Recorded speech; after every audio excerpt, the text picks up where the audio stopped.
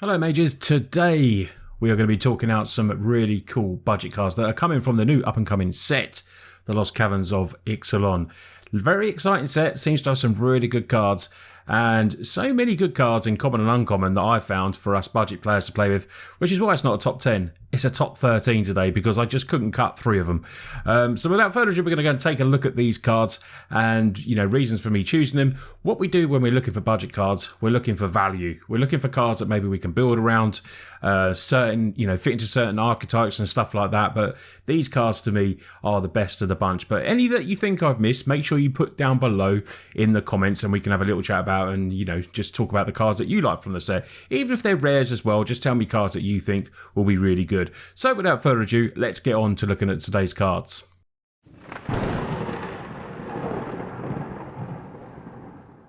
So first on my list is this really cool dino.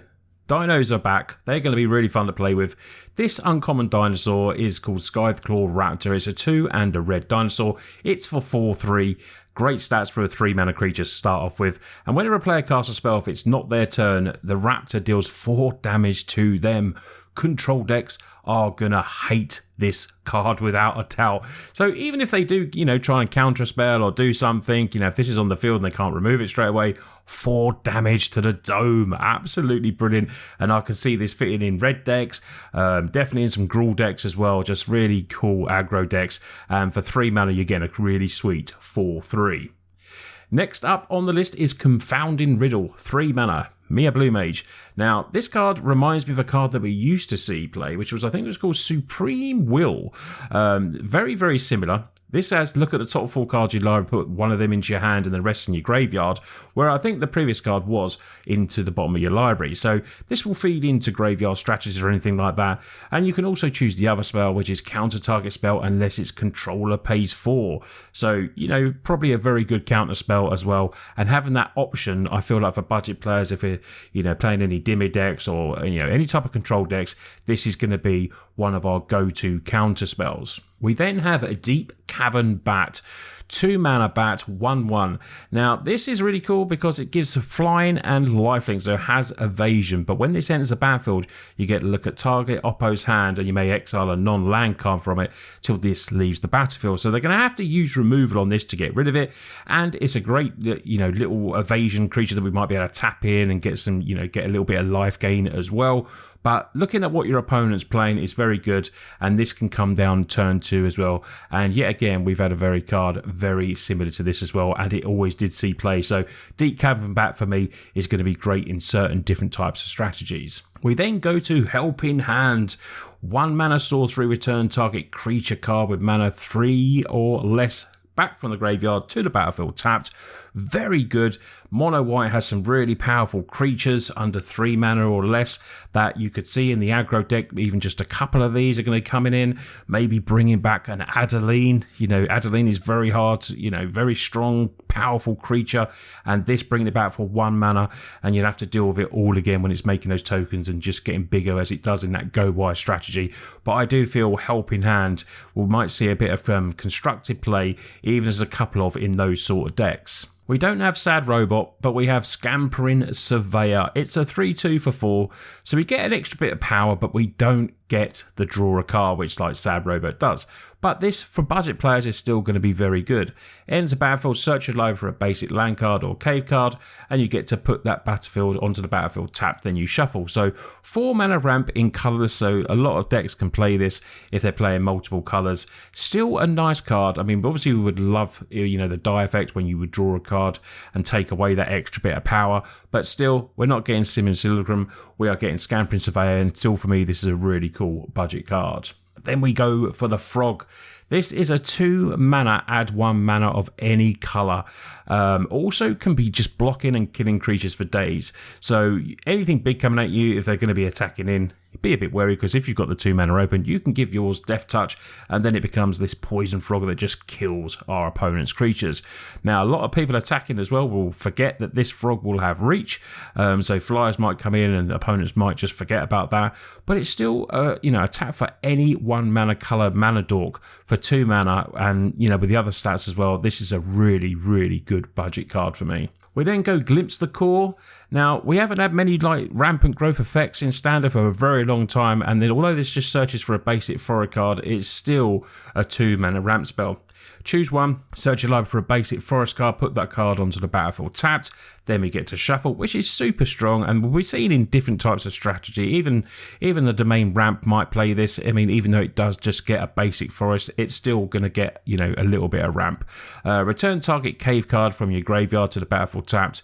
But where I do see this card, obviously, I think mono green is going to be good. So mono green, big creatures, dinos, ramp, anything like that. So I think this will see play in mono green decks.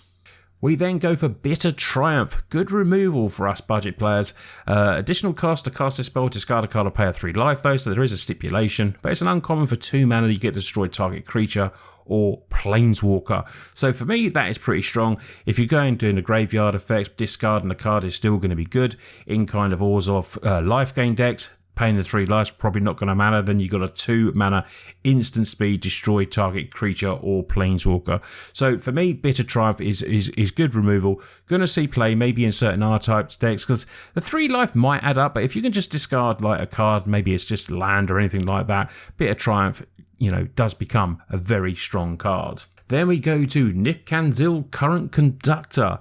Now, Merfolk players will like this as well, as does what Simic does, and for us budget players, this is a build around card. So whenever a creature you control explores a land card, you may put that land card onto your battlefield tap, so it's like a Lands Matters ramp deck. And whenever a creature you control explores a non-land card, you get to put a 1/1 counter on the conductor, so it will build up and build up. It is legendary. You know, there's these legendary creatures in there that, you know, maybe did it have to be legendary? Probably, because maybe you could go a bit crazy, but I would have liked that. I mean, that's just me personally. 2/3 stats, so above stats for the 2 mana as well, and feeds into those couple of, you know, +1/1 counter and Lands Matters archetypes that Simic does very, very well. And if you're going Merfolk Tribal as well, it just, you know, that added creature text is good for that as well. But I do see this as a build around card that we will be doing on the channel, especially in Simic colours. And then for 2 mana, we're coming in with Sorcerer's Spyglass. Now, I put this in there. It's downgraded from rare to uncommon, which I think is really cool. Ends the battlefield, look at opponent's hand, then choose any card name. So you can choose problematic lands as well. So any, you know, creature lands or anything like that, Sorcerer's Spyglass will be able to take that. The activated abilities of that Sorcerer's card can't be activated unless they're mana, so they won't be attacking in or anything like that. So Sorcerer's Spyglass, although probably more of a sideboard card, obviously, if you're playing any budget best of 3 decks, this is a good card to be in there, maybe just as a 1 or 2 of as well, and it's good to see it downgraded as well. We then have Twist and Turns, really cool enchantment. If a creature you control would explore, instead you scry 1 and then that creature explores. Now bear in mind, this is 1 mana.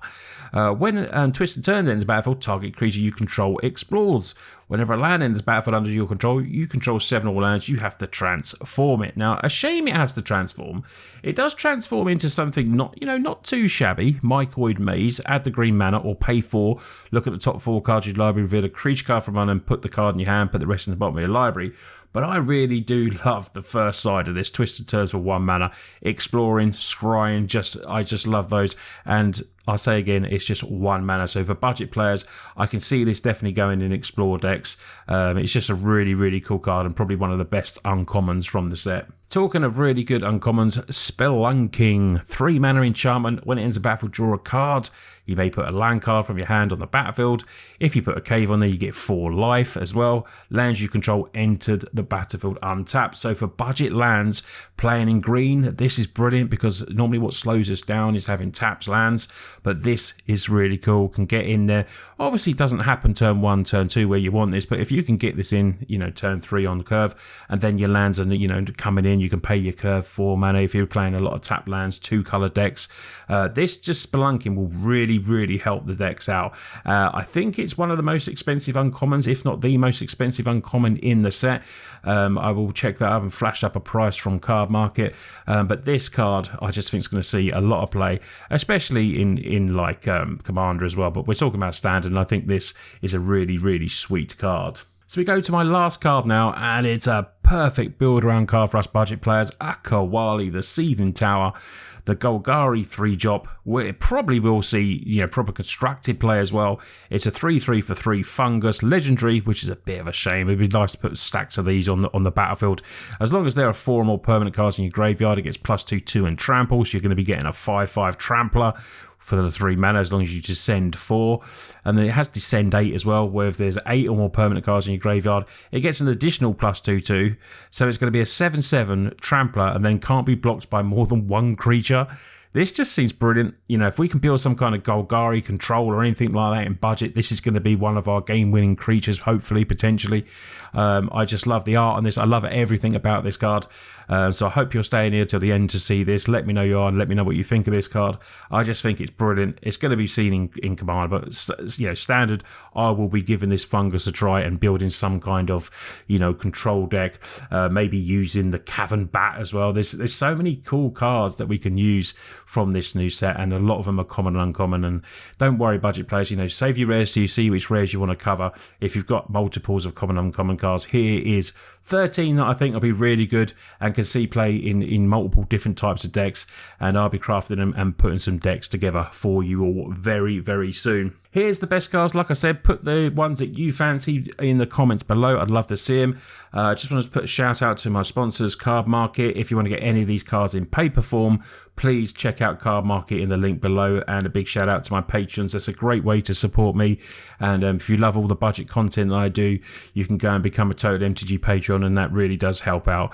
Anyway, you lot take care. Enjoy the new set when it drops on the 17th, and I'll see you on the next video.